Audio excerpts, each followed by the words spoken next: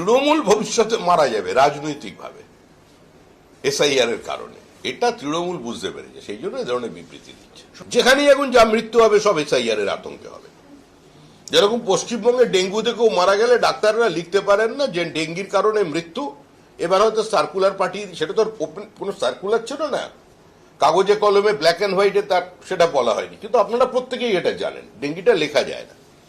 তো এখন বলে দেওয়া হয়েছে বিভিন্ন সরকারি হসপিটালে যেখানে কেউ হৃদরোগে আক্রান্ত হয়ে মারা গেলে, কারো দীর্ঘদিনের কোনো যদি ক্যান্সার আক্রান্ত কোনো পেশেন্ট থাকে তিনি মারা গেলে, কারো স্ট্রোক হলে, হঠাৎ বড় মাপের কোনো শারীরিক অসুস্থতায় যিনি মারা যাবেন, তাৎক্ষণিক কোনো মৃত্যু হলে সেই মৃত্যুর কারণ এসআইআর।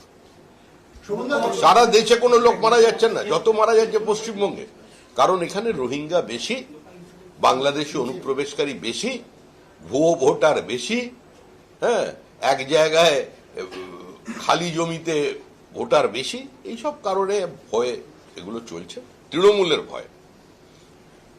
তৃণমূল ভবিষ্যতে মারা যাবে রাজনৈতিকভাবে এসআইআর এর কারণে, এটা তৃণমূল বুঝতে পেরেছে, সেই জন্য এই ধরনের বিবৃতি দিচ্ছে।